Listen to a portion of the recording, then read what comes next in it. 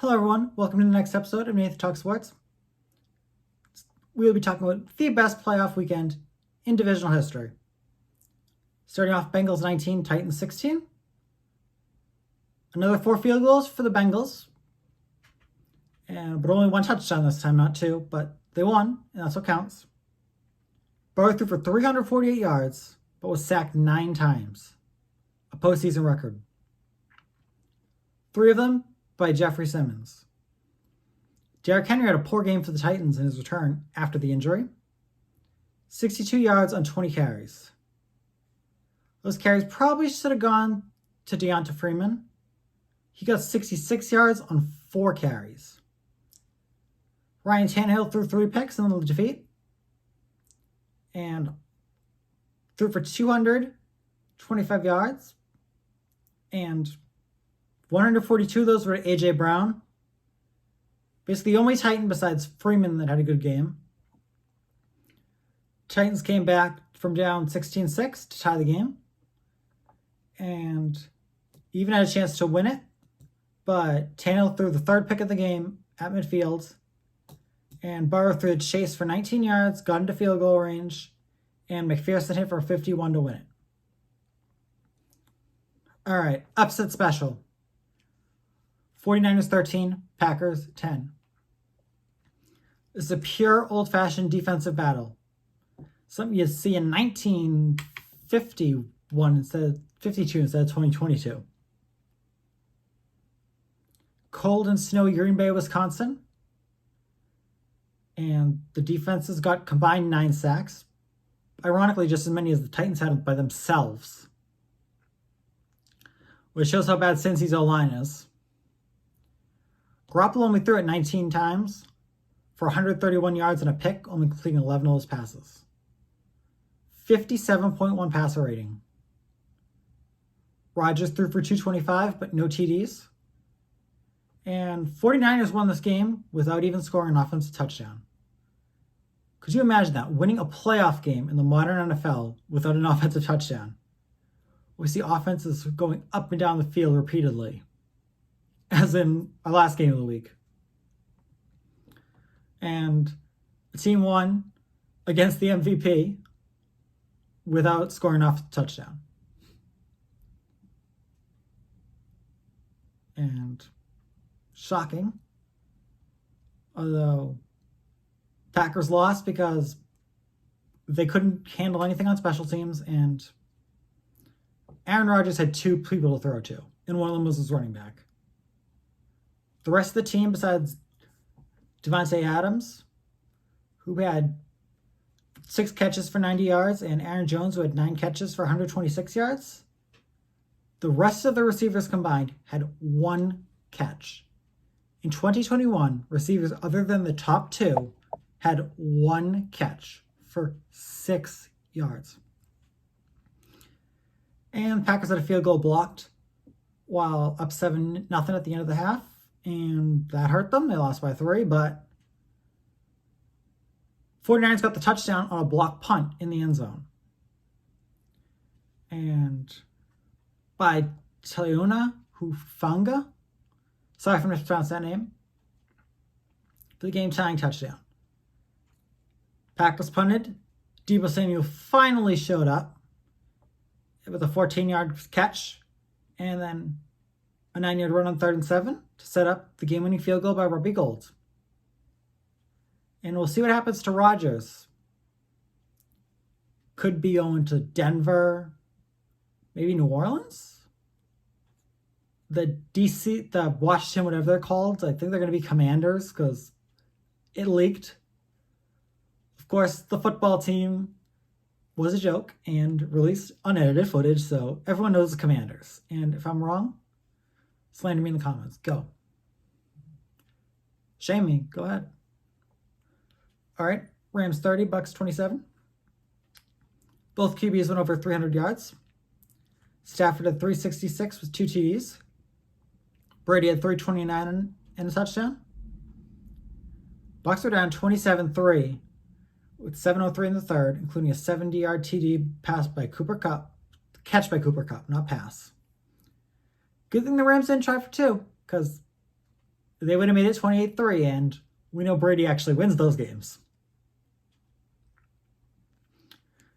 And craziest part was the Bucs failed on 4th down twice and fumbled during the comeback attempt, but still managed to get a field goal and 3 touchdowns. Really fast-moving second half. And one of those drives even started at the Bucs 25. So, ironically, just like Matt Ryan could have, Staff could have taken 3 knees, kicked a field goal, and basically sealed the game. But a fumble on the first play ended that. Down 27-13 with under 4 minutes left, the Rams were outstanding position to win. Bucs were still on their own side of the field. No timeouts, down 14. And then Mike Evans caught a 55-yard touchdown as part of an 8-catch, 119-yard day. And the kickoff, the Rams fumbled after that. The Bucs got the ball deep in Rams territory with over 2 minutes left, and turns out that was too much time. Because on a 4th and 1, Fournette ran it in from 9 yards. And Rams had a chance to win on the final drive, but Stafford was sacked on the first play. And I thought they were going to take a knee and go to overtime because they just burned their last time out, but no. They have what I think should be the MVP of the league, Cooper Kupp. Cooper Kupp to the rescue. And shows the best receiver in the NFL. 2 more catches, 64 yards, capping off a 9-catch, 183-yard day. And a Matt Gay field goal, won it for the Rams. Could this be Tom Brady's last game? People are saying it might be, and a podcast hinted it might be when he spoke. But he also hinted that he might play again. I think he's going to play one more year, announce it, have a farewell to our preseason game in New England. And then he'll call it a career. The GOAT calls it a career at 45, like he always said. Okay. Game of the century is a college football term that's overused, but this was actually game of the century. Chiefs 42, Bills 36. One of the greatest games in football history. Quarterback duel for the ages. Mahomes and Allen, over 300 yards, at least 70% completion percentage, at least 3 TDs, no picks, even 60 rushing yards for both of them. And QBR over 90 on a 0 to 100 scale, which is ridiculously high because 50 is average. There were actually 3 punts in the opening 5 drives, which took well over a quarter. But I was getting the feeling it would be a defensive slugfest. But turns out it wasn't, and it was for all our benefit. Ended up being 14-14 and a half. McCole Hardman, 25-yard touchdown run, put the Chiefs up 23-14. Butker missed the extra point, which proved to be huge and created a lot of strange events for the rest of the game. And eventually it was 26-21 Chiefs with 2 minutes left. And then the game went insane. 4th and 13, Bills needing to score, or else they have to burn all their timeouts, and Mahomes will probably get the first down anyways. And threw a touchdown to Gabriel Davis, his 3rd of the day, and he was not done. Just a record-setting day for him. 29-26 Bills after the 2-point conversion. And then Tyreek Hill did his thing. Mahomes threw to Hill, and he ran past the whole Bills defense, gave the Chiefs the lead, and still there was way too much time. And again, that was a 11-catch, 150-yard day for Hill. Fantastic for him too, but he wasn't even the best receiver in this game, as I mentioned earlier. Bills drove down the field.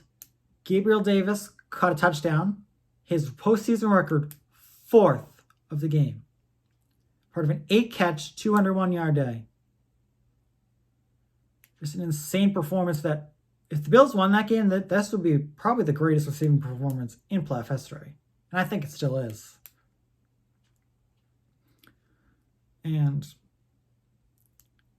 they still had time, 13 seconds for the Chiefs. And Bills played soft coverage, and Chiefs saved all their timeouts. That's why you save second half timeouts. Too many teams say like 3rd and 12, 3rd and 13. We don't want a 3rd and 18. Let's burn one of our 3 precious timeouts.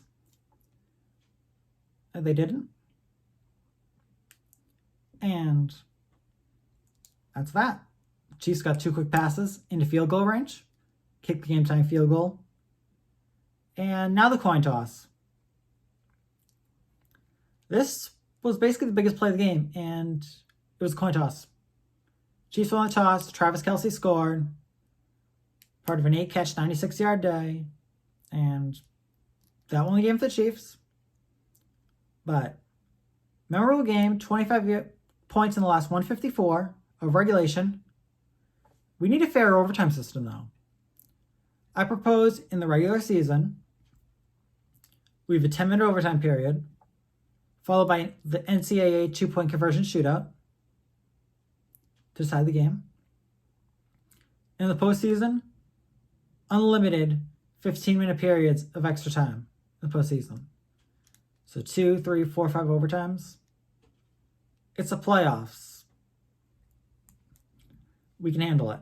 Football. Fans, players, everyone can handle it for a Super Bowl. Imagine some of those classics. All right. On our predictions to conference championships weeks. Chiefs 38, Bengals 20. Bengals beat the Chiefs in Cincy to cost the Chiefs the first round bye. But I don't think they're going to do it this time because Bengals' offensive line is atrocious. Chiefs are going to go all over Burrow. He's going to have a good performance, though.